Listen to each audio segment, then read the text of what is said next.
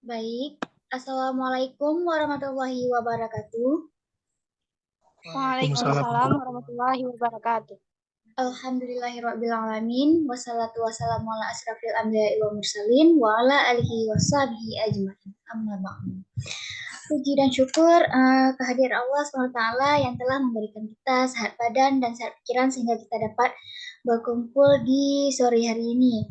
Tak lupa pula salawat beriring salam kita sanjungkan kepada baginda Rasulullah Shallallahu Alaihi Wasallam yang telah membawa kita dari alam jahiliyah ke alam yang berilmu pengetahuan seperti yang kita rasakan saat ini.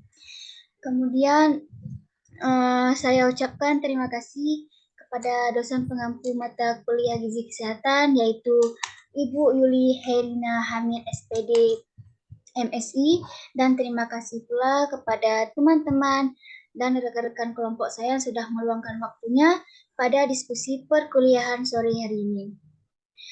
Slide selanjutnya. Perkenalkan, saya Munawarah selaku moderator di kelompok 2 ini, dan ada rekan-rekan saya juga yaitu Eko Akbar, Anissa Putri, Aprilia Roslina Ambar, dan Sidratul Muna. Selanjutnya. Nah, pada pembahasan materi kali ini yang akan dibahas yaitu yang pertama, pengertian status gizi, yang kedua, pengertian cara penilaian status gizi secara langsung, ketiga, penilaian status gizi secara biofisik, kemudian terakhir, penilaian status gizi secara biokimia. Selanjutnya.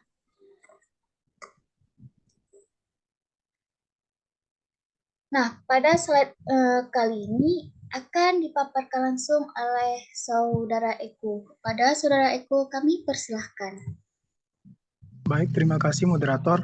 Di sini saya akan mengambil alih. Jadi, kita akan masuk ke materi pengertian status gizi.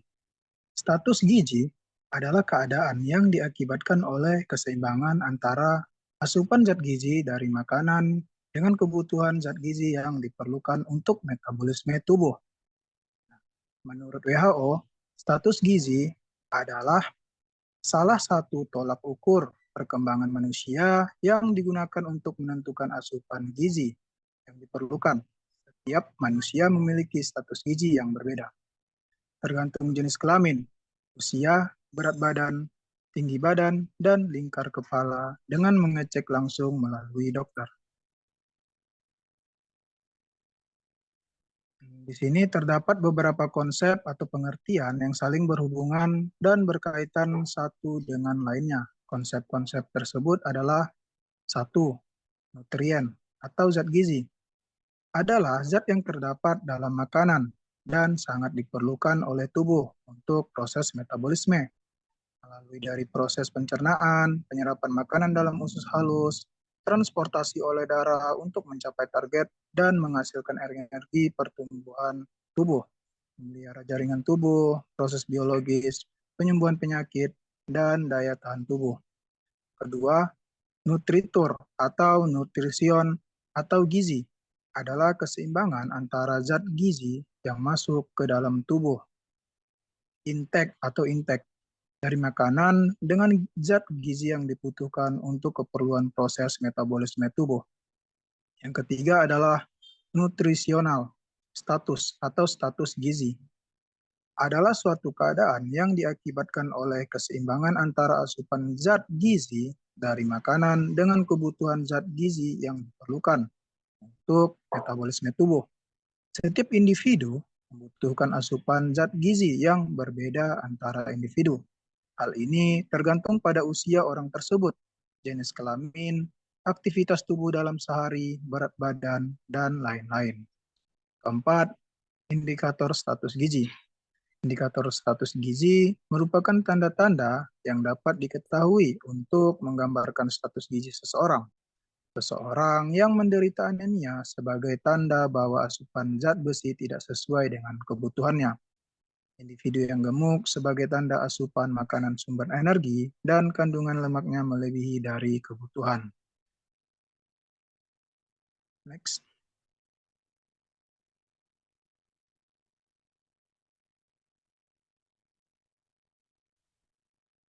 Nah, slide selanjutnya, coba mundur slide sebelumnya.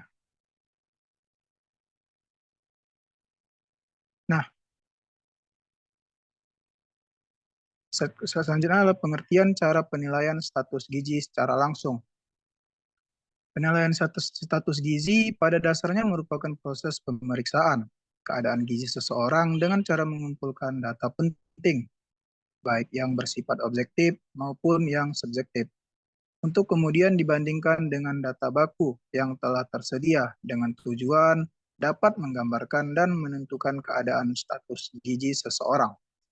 Indeks massa tubuh atau IMT singkatannya merupakan parameter yang sering digunakan untuk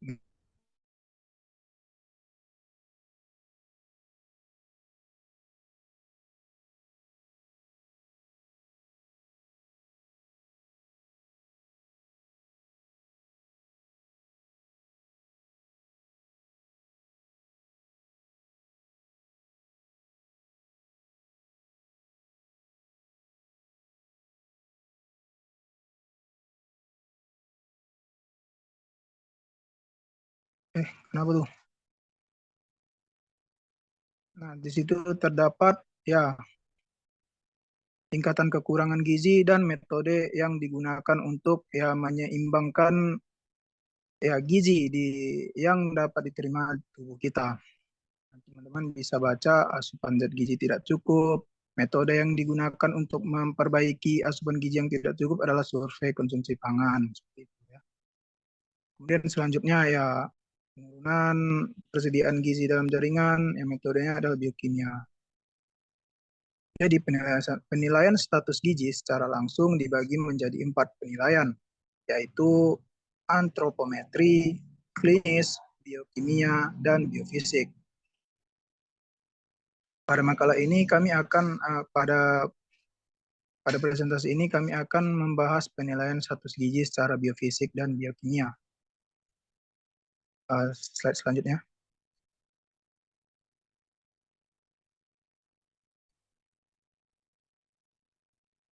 Nah, penilaian status gizi secara biofisik. Oke, definisi biofisik. Penentuan gizi secara biofisik adalah suatu metode penentuan status gizi dengan melihat kemampuan fungsi, khususnya jaringan, dan melihat perubahan struktur jaringan. Jadi penilaian status gizi secara biofisik dilakukan dengan melihat kemampuan fungsi jaringan dan juga perubahan struktur jaringan. Pemeriksaan ini dilakukan dengan memperhatikan rambut, lidah, mata, tegangan otot, maupun bagian tubuh lain untuk mengetahui ada tidaknya tanda dan gejala kekurangan gizi. Contohnya, pemeriksaan status gizi biofisik adalah tes adaptasi gelap pada kasus rabun senja, tes tajam penglihatan, dan tes kemampuan kerja. Mungkin itu saja yang dapat saya sampaikan. Saya kembalikan ke moderator. Baik, terima kasih saya ucapkan kepada Saudara Eko. Selanjutnya, paparan materi ini akan diteruskan oleh Saudari Nisa. Kepada Saudari Anissa Putri kami persilahkan. Baik, saya akan melanjutkan materi selanjutnya. Bisa diganti slide-nya. Nah, yang kedua ada pemeriksaan fisik. Pemeriksaan fisik ini dapat dilakukan melalui teknik inspeksi atau periksa pandang, palpasi atau periksa raba, perkusi atau periksa ketuk, dan auskultasi atau pemeriksaan menggunakan stetoskop. Nah, jadi tes fungsi fisik ini adalah tes uji kemampuan untuk melakukan kegiatan sehari-hari. Tujuannya untuk mengukur perubahan fungsi yang dihubungkan dengan ketidakcukupan gizi. Macam-macam tes fungsi fisik ini ada 4. Yang pertama ada ketajaman penglihatan, yang kedua ada adaptasi pada suasana gelap, yang ketiga ada penampilan fisik, dan yang terakhir ada koordinasi otot. Slide selanjutnya.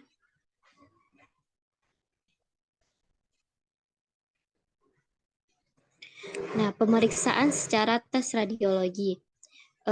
Ada beberapa teknik radiologi yang dapat kita lakukan untuk melihat gambaran rongga mulut tergantung pada jenis lesi yang ditemukan. Contohnya itu ada seperti anteroposterior view, cephalometry, panoramik, X-ray, periapikal, dan occlusal photo. Nah, untuk lesi jaringan lunak mulut ini, jenis pemeriksaan radiologinya yang sering diperlukan untuk occlusal photo.